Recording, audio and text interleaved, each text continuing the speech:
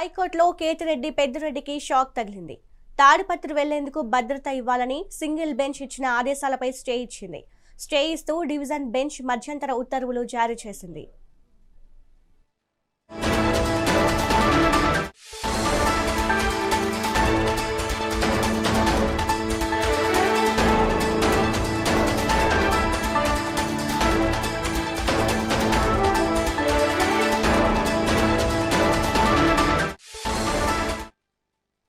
AP హైకోర్టులో కేతిరెడ్డి పెద్దిరెడ్డికి భారీ shock తగిలింది.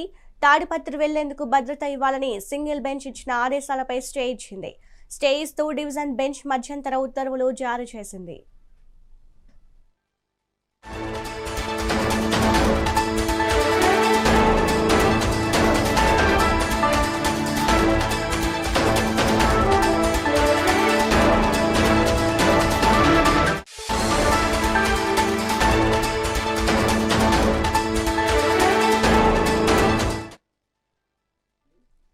ఏపీ హైకోర్టులో కేతిరెడ్డి పెద్దిరెడ్డికి భారీ షాక్ తగిలింది. తాడిపత్రి వెళ్లేందుకు భద్రత ఇవ్వాలని సింగిల్ బెంచ్ ఇచ్చిన ఆదేశాలపై స్టే ఇచ్చింది. స్టే ఇస్తూ డివిజన్ బెంచ్ మధ్యంతర ఉత్తర్వులు జారీ చేసింది.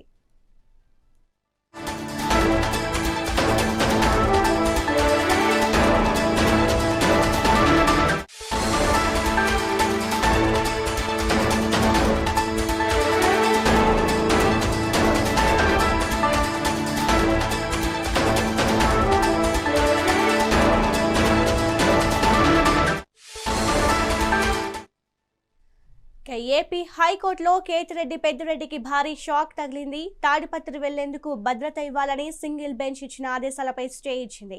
ఇక దీనిపై మరింత సమాచారం ఏపీ ఇన్పుట్ ఎడిటర్ నరేంద్ర అందిస్తారు. నరేంద్ర, చెప్పండి.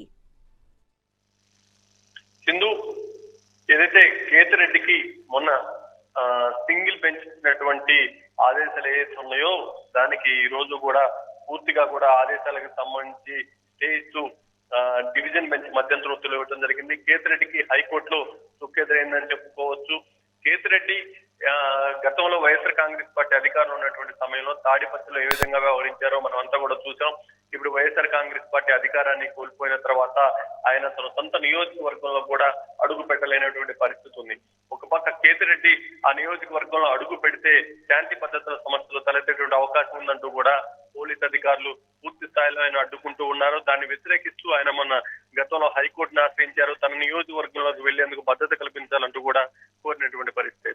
అయితే దానికి సంబంధించి ఆ రోజు సింగిల్ బెంచ్ ఏదైతే ఉందో దానికి సంబంధించి కూడా పూర్తి స్థాయిలో కేతిరెడ్డికి భద్రత కల్పించాలంటూ కూడా ఆదేశాలు ఇవ్వడం జరిగింది. అయితే దానికి సంబంధించి ఈ రోజు డివిజన్ బెంచ్ లో కూడా మరోసారి విచారించిన తర్వాత దాని మీద స్టే విధించడం జరిగింది. మొత్తంగా కేతిరెడ్డి ఇవాళ రేపు తాడిపత్రిలో అడుగు పెడతారంటూ అంతా కూడా అనుకున్నటువంటి సమయంలో ఇప్పుడు డివిజన్ బెంచ్ కూడా దానికి బ్రేక్ వేయటం, దానికి సంబంధించినటువంటి గతంలో ఇచ్చినటువంటి ఉత్తర్వుల్ని దానికి ఏదైతే ఉందో పూర్తిగా కూడా దానికి సంబంధించినటువంటి స్టే ఇవ్వడంతో కేతిరెడ్డి ఇప్పట్లో అక్కడ అడుగు పెట్టేటువంటి పరిస్థితి లేదని చెప్పుకోవాలి. మొత్తంగా దీనికి సంబంధించినటువంటి తదుపరి విచారణ 3 వారాల పాటు వాయిదా వేయడం కూడా జరిగింది.